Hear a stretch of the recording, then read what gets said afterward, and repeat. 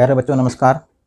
आज हम विलोपन विधि, एक नई विधि जो अपन ने पुराने प्रतिस्थापन विधि पढ़ने के बाद तीसरी विधि है विलोपन विधि। इस विधि से हमने दो चरों वाले रैखिक समीकरण को हल करेंगे हम। तो इसमें सबसे पहले हम देख रहे हैं एग्जाम्पल नंबर 11। उसमें लिखा हुआ है 2x धन 3y बराबर 8 पहला समीकरण, 4x धन 6y बराबर 7 दूसरा समीकरण। विलोपन विधि का अर्थ आपको मालूम होना चाहिए कि विलोपन विधि क्या है। विलोपन का अर्थ होता है विलोप। विलोप यानी मतलब है कि किसी एक चर राशि के गुणांक को बराबर करने के बाद उसका विलोप करना है। यहाँ पे आपके पास में दो चर राशियाँ हैं x और y। इन दो चर राशियों में किसी एक चर राशि के गुणांक को बराबर कर हम उस चर राशि का विलोप कर देंगे, इसीलिए इसका नाम पड़ा है विलोपन विधि। यानी हम किसी एक चर राशि के गुणांक को समान कर उनके चिन्हों को बदलकर असमान कर हम उसका करते हैं विलोप। जब उस चर राशि का विलोप हो जाएगा तो आपके पास में एक चर राशि बचेगी फिर, ठीक है ना। तो आपके ये विधि भी बहुत सरल विधि है और बहुत आसान विधि है। तो अब इसमें अब दो नए तरीके हैं, आपको समझना है कि मैंने अभी आपको क्या बताया। मैंने अभी आपको बताया कि दो चर राशियां हैं x और y। पहले समीकरण में x का गुणांक 2 है, y का गुणांक 3 है, अचर राशि 8 है। दूसरे समीकरण में x का गुणांक 4 है, y का गुणांक 6 है और यहाँ अचर राशि 7 है। अब आपको मैंने बोला x चर राशि के यदि गुणांकों को बराबर करते हो, समान करते हो, तो अपने पास में यहाँ पर लिखा है 4x, यहाँ लिखा है 2x। तो समीकरण नंबर एक में यदि यहाँ 2 का गुणा कर दें तो 2 दूनी हो जाएगा 4। जब ये धनी 4 हो जाएगा तो x चर राशि के गुणांक समान हो जाएंगे। तो x चर राशि के गुणांक समान हो जाएंगे तब इसके चिन्ह बदल देंगे और चिन्ह बदलने के बाद हम इसको इसका कर देंगे विलोप। ये हो जाएगा, इसका विलोप हो जाएगा और y चर राशि बचेगी और आपका y का उत्तर निकल जाएगा। अब दूसरा तरीका ऐसा है कि आपने देखा कि यहाँ मैंने बताया कि इसको 4 अन्य बनाने के लिए यहाँ अपन ने 2 का गुणा किया समीकरण नंबर 1 में।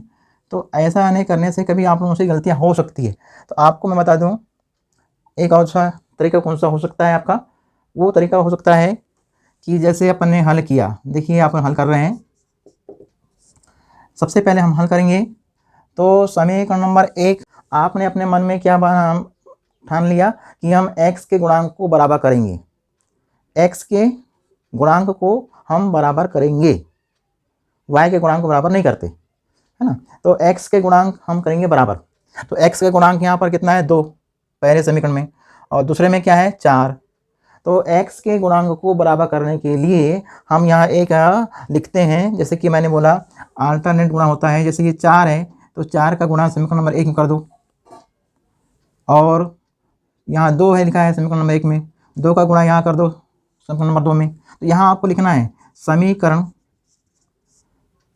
1 में 4 का गुणा एवं समीकरण 2 में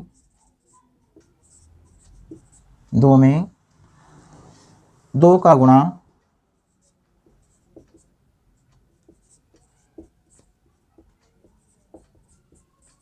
करने पर। ये हमने देखो सीधे हमने शब्दों में लिख दिया है।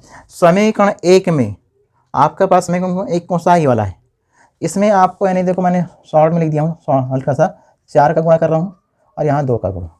देखिए मैंने हल्का सा आप लोग याददाश्त के लिए समीकरण नंबर 2 में x का गुणांक क्या है 4, उसको अपन ने कहाँ किए समीकरण नंबर 1 में किए। और समीकरण नंबर 1 में x का गुणांक क्या है 2, उसको हमने कहाँ गुणा किया समीकरण नंबर 2 में किया, ये 2। तो अपन ने उसको ऐसा हिंदी में लिख दिया, ये आपने लिख दिया। अब लिखा तो आपको गुणा करना पड़ेगा। तो यहाँ हम लिखेंगे 4 दूनी 8x धन 4 तिया 12y और 8 चौ 32, 70 गुणा होगा। ये आपका एक नया बनता है समीकरण नंबर 3, आप इसको 3 दे दीजिए। इसके बाद में यहाँ से गुणा यहाँ करो, समीकरण नंबर 2 में 2 का गुणा, 2 चौ 8x धन 2 क्षम 12y बराबर, है ना। अब यहाँ कितना आएगा, 2 का पारा पड़ा 2 साथी 14। ये हो गया आपका दूसरा समीकरण।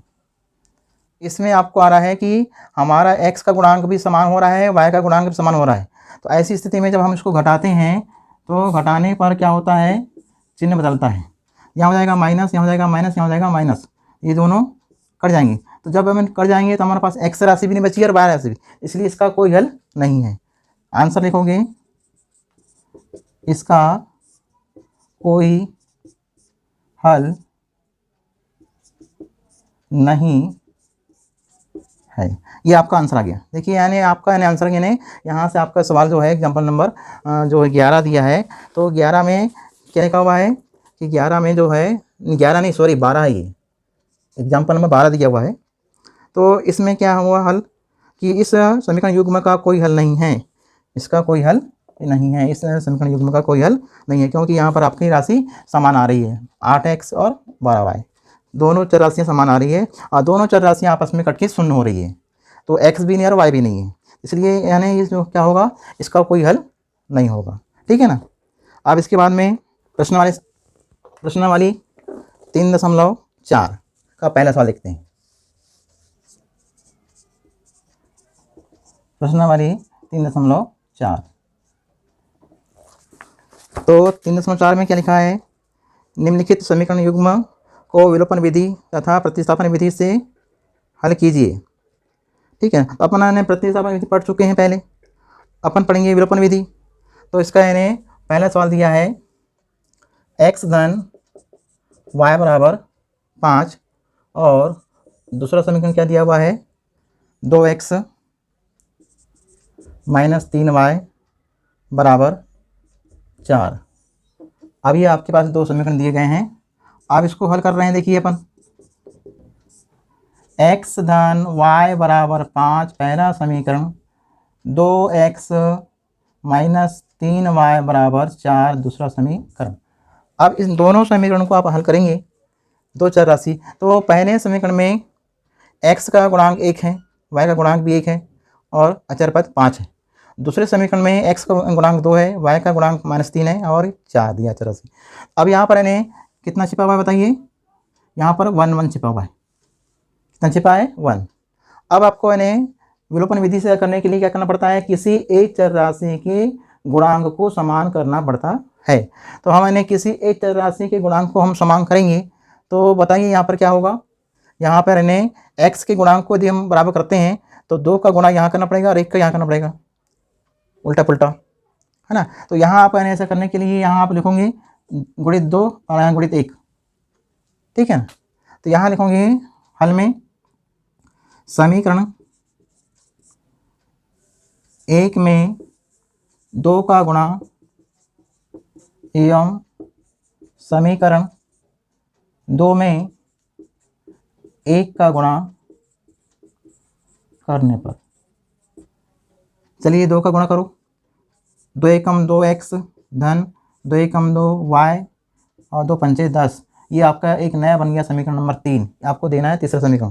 फिर यहाँ पर आपको लिखना है 2x 1 का गुणा किए 1 दूनी 2, फिर यहाँ पर गुणा किए 1 3 3 और यहाँ गुणा किए 1 4 4।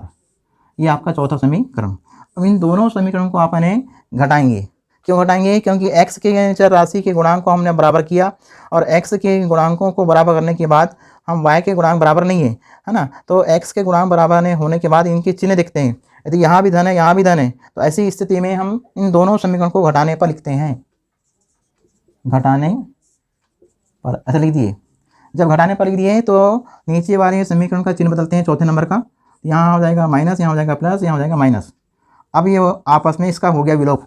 देखिए यहाँ पर विलोप हो गया, x चर राशि क्या हो गई, विलुप्त हो गई।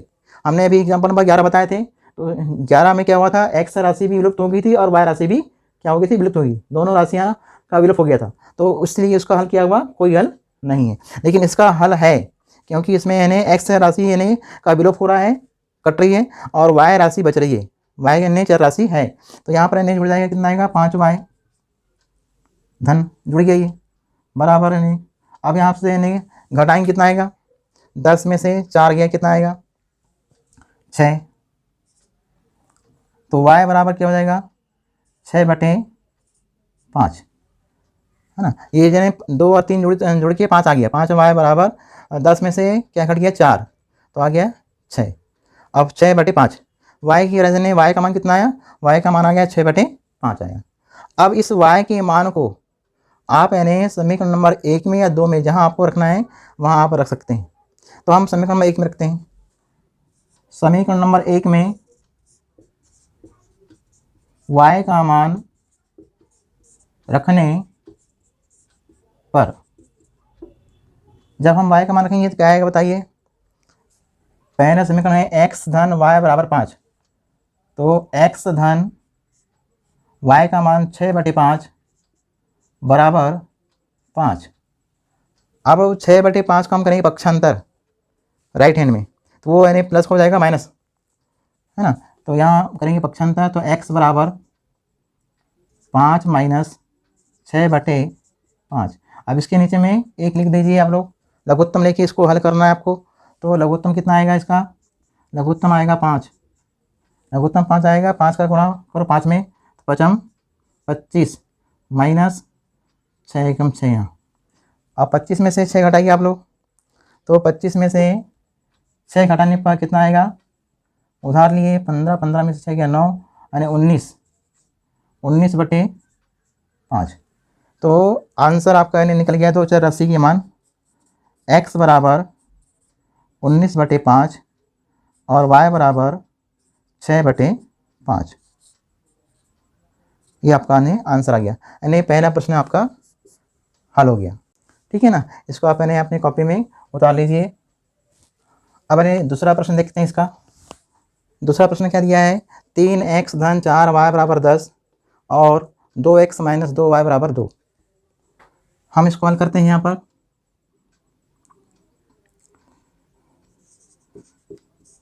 दिया है समीकरण, क्या दिया हुआ है आपका, 3x धन 4y बराबर 10 पहला समीकरण, और दूसरा दिया है 2x माइनस 2y बराबर 2, ये आपका दूसरा समीकरण दिया है।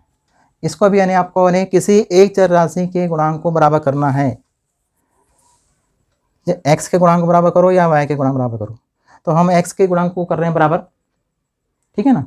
तो x के गुणांक बराबर क्या करने पर क्या करना पड़ेगा, x के गुणांक बराबर करने पर समीकरण 1 में x का गुणांक 3 है, 3 का गुणांक को यहाँ करना पड़ेगा समीकरण नंबर 2 में, और समीकरण नंबर 2 में x का गुणांक 2 है, ये आपको कहना पड़ेगा पहले समीकरण में। तो आपको यहाँ लिखना पड़ेगा एक लाइन, यानी मतलब आपको शॉर्ट में लिख के बता रहा हूँ, यहाँ पर 2 और शॉर्ट में 3, ये आपको लिख के बता दिया। अब यहाँ लिखेंगे समीकरण 1 में 2 का गुणा एवं समीकरण 2 में 3 का गुणा करने पर। अब इन्हें गुणा करो, आपने जो लिखा है, जिस प्रकार से आपने यहाँ लिखे हो, तो आप उसी तरह आपको यहाँ गुणा करना है। तो ये संकेत है, मैंने यहाँ लिख दिया हूँ गुणित 2 और गुणित 3, तो आपको इन्हें पूरे में करना है, ठीक है ना। यानी ये जो 3 है वो यहाँ लिखा हूँ, और ये जो 2 लिखा हूँ यहाँ लिख दिया हूँ, और उसी को यानी यहाँ लिखा हूँ समीकरण 1 में 2 का गुणा और समीकरण नंबर 2 में 3 का गुणा करने पर। चलिए करिए आप लोग, 2 तिया 6x धन 2 चौं 8y और 2 दाम 20, ये एक नया बन गया, नया समीकरण बन गया तीसरा, है ना। अब उसके बाद में फिर यहाँ पर इन्हें अब क्या आएगा बताओ यहाँ पर, इसके बाद में 3 का गुणा करो, 3 दूनी 6x माइनस 3 दूनी 6y और 3 दूनी 6, ये आपका चौथा समीकरण। अब क्या करोगे, आपने x के गुणांक को बराबर कर लिया है ना। y के गुणांक बराबर नहीं दिख रहे हैं आपको, यहाँ 8 दिख रहा है, यहाँ 6 दिख रहा है, लेकिन x के गुणांक समान हो चुके हैं। जब x के गुणांक समान हो चुके हैं तो x का क्या हो जाएगा, ये इसका हो जाएगा, विलोप हो जाएगा। तो यहाँ पर अपन क्या करेंगे, लाइन खींचेंगे और चिन्ह बदलेंगे, क्योंकि यहाँ दोनों के चिन्ह क्या है, समान है। समान चिन्ह को असमान करने के लिए हम समीकरण 3 में से 4 को घटाते हैं, घटाएंगे तो यहाँ पर चिन्ह बदलेगा, माइनस हो जाएगा, यहाँ हो जाएगा प्लस, यहाँ हो जाएगा माइनस। अब इसके बाद में क्या करेंगे अपन लोग, ये जो x चर राशि है, ये चर राशि का मान क्या होगा, असमान चिन्ह होने से ये इसका विलोप हो गया, यानी कट गया। क्या हो गया, ये विलुप्त हो गया, है ना। इसीलिए इसका नाम पड़ा है विलोपन विधि, यानी यहाँ से एक यानी चर राशि गायब हो जाती है। अब यानी दूसरी चर राशि क्या है, y। तो दूसरी चर राशि y है, तो उसमें अपन चिन्ह देखिए यहाँ पर यानी 8 धन में है और 6 धन में है। 8 6 14, 14y बराबर 20 में से 6 घटाएंगे 14, तो y बराबर क्या हो जाएगा 14/14। अब इसको हमने काट दिया तो y का मान कितना उत्तर आया, y का मान 1 आया। अब इस y के मान को आप यानी समीकरण नंबर 1 में या 2 में जहाँ आपको रखना है वहाँ आप रख सकते हैं। तो हम पहले में रखते हैं, यहाँ आप लिखोगे समीकरण 1 में y का मान रखने पर, चलो y का मान रखो यहाँ पर, तो y का मान क्या आएगा, पहला समीकरण दिया है 3x धन 4y 4 गुणित 1, y का मान 1 और बराबर 10। तो 3x धन 4 एकम 4 बराबर 10। 4 का किए पक्षांतर, 4 का पक्षांतर करने पर क्या होगा बताइए, उधर जाएगा तो हो जाएगा -4 हो जाएगा ना। तो यहाँ लिखूंगी 3x बराबर 10 माइनस 4। 10 में से 4 घटाइए, 10 में 4 कितना आएगा घटाने पर 6, तो यहाँ आप लिखूंगे 6।